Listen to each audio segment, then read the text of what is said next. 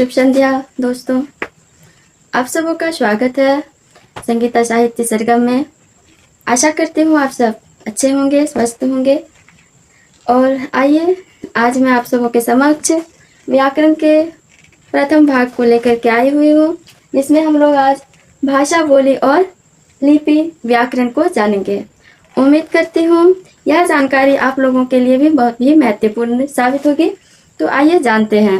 हाँ, अगर आप लोगों को इनसे जुड़े और भी कुछ पूछना हो तो आप लोग बेझिझक हमें कमेंट बॉक्स में कमेंट में पूछ सकते हैं। तो आइए आप लोगों के समक्ष मैं भाषा के बारे में व्याख्या करती हूँ।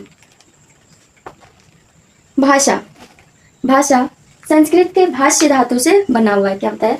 संस्कृत के भाष्य धातु से बना हुआ है, जिनका अर्थ होता है बोलना। भाषा का क्या अर्थ होता है? बोलना।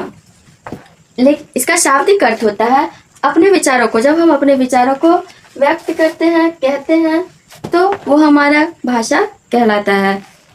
भाषा की परिभाषा अगर आप लिखना चाहें तो लिख सकते हैं। भाषा वह साधन जिसके द्वारा हम अपने मन के भावों को, विचारों को दूसरों के सामने प्रकट करते हैं। जिस साधन के द्वारा हम लोग अपने मन के भावों, विचारों को दूसरों के सामने प्रकट करते हैं, वह हमारी भाषा कहलाती है। भाषा दो प्रकार के होते हैं। पहले हो जाती है मौखिक भाषा और दूसरी हो जाती है लिखित भाषा। भाषा के दो प्रकार हैं, मौखिक भाषा और लिखित भाषा।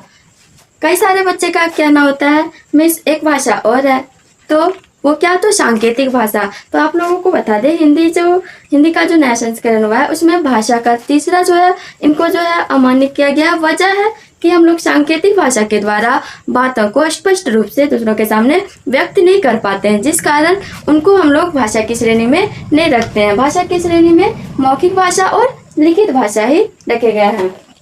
मौखिक भाषा क्या होते हैं? वह भाषा जिसके माध्यम से हम लोग जो है अपने विचारों को बोल करके प्रकट करते हैं और दूसरा व्यक्ति उसको सुन करके समझता है, वह हमारा क्या हो जाता है? मौखिक भाषा हो जाता है। और लिखित भाषा, जब हम अपने विचारों को लिख करके दूसरों के सामने और दूसरे जो है हमारे विचारों को पढ़ करके समझते हैं, वो हमारी लिखित भाषा हो जाते हैं। आपको पता होना चाहिए कि भाषा जो हमारे हैं, हमारी जो राज्य भाषा है, उनको अनुच्छेद 343 के अंतर्गत 14 सितंबर 1949 को राजभाषा का दर्जा दिया गया है। हम लोग राज्य भाषा के रूप में हिंदी को जानते हैं। राजभाषा जिसको क्या दर्जा कब मिला है? 14 सितंबर 1949 को अनुच्छेद 343 के अंतर्गत। भाषा के बाद आता है हमारा बोली। क्या है? बोली भाषा का क्षेत्रीय रूप होता है। ठीक है ना? बोली क्या है? भाषा की क्षेत्रीय रूप होती है, जिसका क्षेत्र सीमा क्या होता है? सीमित होता है। यानी उसकी जो क्षेत्र सीमा, बोली की जो क्षेत्र सीमा है वो सीमित। हम समझने के तौर पे एक हम बनाते हैं, ये हमारा मान लेते हैं एक पूरा खंड है। ठीक है, ये संपूर्ण भाग है और संपूर्ण भाग को हम 4 तिहाई में भाग कर रहे हैं। 4 खंड हो गया। इस खंड में मान लीजिए इस भाग वाले में ही क्या है? ये क्षेत्र सीमित हो गया। ठीक है ना? ये क्षेत्र सीमित हो गया किस लिए? बोली, यहाँ के लोग जो इनकी बोली है वो यहाँ पे बोलेंगे, दूसरे में दूसरी बोली, इसका भी क्षेत्र सीमित है। ठीक है ना? तो ये जो क्षेत्र जैसे सीमित है और उतने में ही प्रयोग होते हैं, वो क्या हो जाते हैं हमारे? तो बोली हो जाती है। हाँ, अब आपके एक और प्रश्न हो सकते हैं, मिस तब उपभाषा क्या है? क्योंकि बोली के बाद हम लोग उपभाषा जानते हैं, या फिर भाषा के बाद हम लोग उपभाषा पर भी जाते हैं। उपभाषा क्या है? बोली का जब क्षेत्र विस्तार अधिक हो जाए, मान लेते हैं ये अभी 1 खंड में बोला जा रहा था, अब ये 3 खंड में बोला जाने लगा। ये 3 खंड में जो बोला जाने लगेगा, जब इससे हम लोग साहित्य की रचना करने लगते हैं, बोली में जब साहित्य की रचना होने लगती है, तो वो हमारा जो है उपभाषा की श्रेणी में आ जाते हैं। वो बोली क्या हो जाती है? उपभाषा की श्रेणी में आ जाए। जैसे हम लोग अवधि पढ़ते हैं, ब्रज पढ़ते हैं, तो वो हमारी क्या है? तो उपभाषा है। उसमें हम लोगों को साहित्य रचना मिलती है। लेकिन बोली के अंतर्गत हम लोग साहित्य रचना नहीं करते, बोली के अंतर्गत साहित्य रचना नहीं होती है। ये वजह है इसकी, जो है ये क्षेत्रीय रूप होती है, इनकी क्षेत्रीय सीमा सीमित होती है। और भाषा क्या है? तो ये भाषा जो है ये संपूर्ण क्षेत्र में, ठीक है ना, ये संपूर्ण क्षेत्र में जब प्रयोग होने लगेगा, ये उपभाषा यानी ये संपूर्ण भागों पे जब अपना साम्राज्य स्थापित कर देगा, वो तो वो क्या हो जाएगा? वो भाषा की श्रेणी में आ जाएगा, जो व्याकरण सम्मत मानक भाषा, राजभाषा, राष्ट्रभाषा सभी के रूप में ही विद्यमान रहेगा। उसे हम लोग क्या कहते हैं, भाषा कहते हैं। यानी संपूर्ण क्षेत्र पर जब उनका वर्चस्व आ जाएगा वो भाषा की श्रेणी में आ जाएगा। आप लोगों को पता होगा कि हमारे यहाँ भाषा कितनी है। भारत में हमारे यहाँ 22 भाषाओं का, संविधान में जो है 22 भाषाओं का वर्णन मिलता है। पहला हो जाता है हिंदी। हम लोग, चूंकि ये मैं ऐसे लिखी हुई, जैसे मुझे याद था मैं वैसे लिखी हुई हूँ, तो याद रखिए 22 भाषा कौन कौन सी है।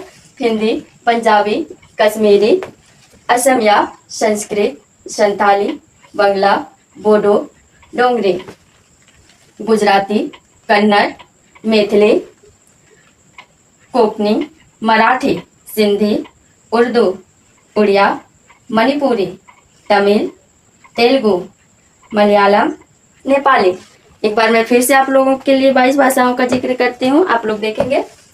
हिंदी, पंजाबी, कश्मीरी, असमिया, संस्कृत, संथाली, बंगला, बोडो, डोंगरी, गुजराती, कन्नड़, मैथिली, कोंकणी, मराठी, सिंधी, उर्दू, उड़िया, मणिपुरी, तमिल, तेलुगु, मलयालम, नेपाली। ये 22 भाषा है जिसे हमारे संविधान में जो है मान्यता दिया गया है भाषा की श्रेणी में। इनके बाद आता है लिपि। बोली के बाद हम लोग लिपि जानते हैं। लिपि क्या होता है? अच्छा, लिपि से पहले क्योंकि राजभाषा को हम लोग जाने, क्या होता है राजभाषा। तो राजभाषा वैसी भाषा जो हमारे सरकारी कामकाज में प्रयोग किए जाते हैं उसे राजभाषा कहते हैं। राजभाषा और राष्ट्रभाषा। राष्ट्रभाषा वह भाषा जो अधिक से अधिक क्षेत्रों में बोली जाए, अभी हम बोले यही चीज को हम समझाएं, वो हमारी क्या हो जाती है, राष्ट्रभाषा हो जाती है। राष्ट्रभाषा अधिक से अधिक क्षेत्रों हमारे राष्ट्र में बोली जाएगी। लेकिन राजभाषा वह भाषा जो हमारे सरकारी कामकाज में प्रयोग होते हैं उसे हम क्या कहते हैं, राजभाषा कहते हैं। राज्य भाषा नहीं, राजभाषा कहते हैं। उसके बाद आता है एक और भाषा, मातृभाषा। मातृभाषा क्या होता है? वह भाषा बच्चा जो अपने परिवार सदस्य, माँ से, अपने परिवारजन से, इन लोगों से सीखते हैं, वो भाषा हमारी मातृभाषा कहलाती है। यानी जब हम लोग अपने परिवार सदस्यों के बीच से जो भाषा सीखते हैं, अनुसरण करते हैं, वह भाषा हमारी क्या हो जाती है, मातृभाषा हो जाती है। आइए अब आते हैं लिपि पे। लिपि क्या है? वर्णों या अक्षरों के लिखने का ढंग या विधि को हम लोग क्या कहते हैं, लिपि कहते हैं। मतलब लिपि वर्णों या अक्षरों के लिखने के ढंग या विधि को हम लोग क्या कहेंगे, लिपि कहेंगे। जैसे हमारी हिंदी की लिपि क्या है, देवनागरी। इसके बाद संस्कृत की लिपि देवनागरी, पंजाबी की लिपि गुरुमुखी। इस तरह करके जो उनके लिखने की जो विधि है उसे हम लोग क्या कहेंगे, लिपि कहेंगे। लिपि के बाद एक आता है शिरोरेखा। कितने इसमें ऐसे भी होते हैं जो जानते भी हैं, कई सारे इनमें बच्चे होते हैं जो नहीं जानते। तो शिरोरेखा क्या है? शिरोरेखा जो हम लोग लिखते क्रम में ये जो लाइन देते हैं इनके सिर पर विराजमान, ठीक है ना, इसे हम लोग क्या कहते हैं, शिरोरेखा कहते हैं।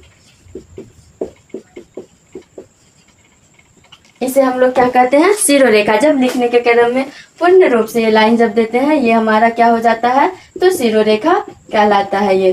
तो ध्यान रखिएगा, कहीं कहीं पे ये पूछ लिया जाता है ये प्रश्न, क्या शब्दों के ऊपर जो लिखे जाते हैं उन जो चिन्ह, ये पड़ी चिन्ह को क्या कहते हैं, पड़ी हुई चिन्ह को क्या कहते हैं। तो पड़ी हुई चिन्ह क्या हो जाता है, हमारा शिरोरेखा हो जाता है। इस चीज को ध्यान रखिएगा।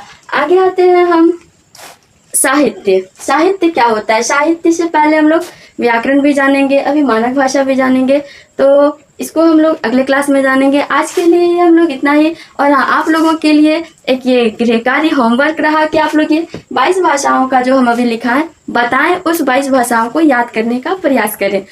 तो आज के लिए धन्यवाद, और इस वीडियो को ज़्यादा से ज़्यादा लोगों के पास शेयर करें, और अच्छे लगे तो आप लोग लाइक, कमेंट, सब्सक्राइब चैनल को ज़रूर करें।